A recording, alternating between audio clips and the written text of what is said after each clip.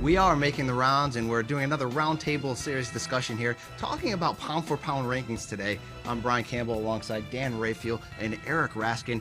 Guys, this sometimes can be a controversial topic. To some, it means a lot. Others, they'll just blow it off as not really meaning much. Dan, where do you stand on the pound-for-pound rankings? What do they mean? How important are they to you? I mean, I wouldn't say they're important. I think they're a tool. They're fun. People like to talk about it. It brings attention to the sport. It's always good to debate. Sports is about debate. You know, we on ESPN have shows all through the day where people debate and discuss and argue about sports topics, and I think that's one of the lightning rods in our sport, when people like to discuss and have differences of opinion, and, you know, it makes for fun times to imagine what it would be like if a certain fighter who maybe weighs 126 pounds at featherweight were to be matched up with a guy like Vladimir Klitschko at heavyweight, just based on their skills, if they met at 147. I know it's not possible, but it's a good, fun thing. You know, some people take it way too serious. I mean, I get people who just, you know, curse me out and wish death upon me because they don't agree with my pound-for-pound list. I mean, I think that's kind of sad, but it makes for fun debate. That's you can see the voting all over the place. You see the ESPN.com top 10. We have a panel. Guys really are all over the place, and it produces an interesting result. Eric, when you look at it, do you look at it more as a college football top 25, what have you accomplished, or more as a today, who's the best fighter, who could beat who?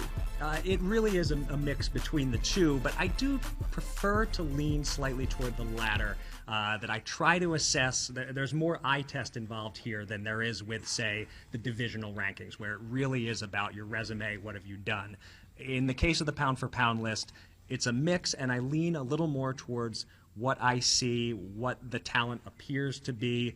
That's how you can get a guy like Gennady Golovkin, who doesn't have the complete resume, but you watch him and you say to yourself, that's got to be one of the 5 or 6 or 7 best fighters in the world, and so you put him in there. So I lean slightly toward that, but ultimately it's a mix of the two. When you look at ESPN's top 10 right now, a lot of guys over 30, a lot of guys who have been here a long time, a lot of accomplishments, still very, you know, relative fighters. But when we look at who might have next, Dan, who's out there under 30 that may be at the back of the top 10 or maybe not in there yet that you really see that guy's the future in the next 5 years? Yeah, I mean, if you want to talk about guys that aren't quite considered old fighters yet, I think you look at a guy like, for example, and I'm not saying he's going to be number one, but certainly a guy that I can see climbing that list over the years slowly and steadily and methodically. I look at a guy like Terrence Crawford. Got one of the lightweight titles, a really talented fighter, making a good resume for himself. He has one of the belts at lightweight. He's going to be moving up. He's one of those types of guys. Vasil Lomachenko, still in his, you know, I think he's 26 years old, a little bit late start as a professional, but still has some good years ahead of him. He has one of the featherweight titles. Eventually, he'll be he's daring 130. To be great every time out. He is. I mean, this is a guy, you know, inside a couple of fights, fighting for one of the major world titles. So those are the types of fighters. They're not there yet in terms of being in the top 10. But absolutely a future candidate. Eric, who's your guy that you're really looking towards? Well, Dan took the name that I would have definitely jumped on, Lomachenko. I mean, that guy jumps out at you as someone who's still in his mid-20s. If you are talking, you know, 5 years from now, who could it be that you're likely ruling out the Golovkins who are in their early 30s? Although not necessarily. Maybe Gennady Golovkin 5 years from now will be the pound-for-pound king. But certainly you're ruling out the Floyds and the Mannys and guys like that. Lomachenko's a contender.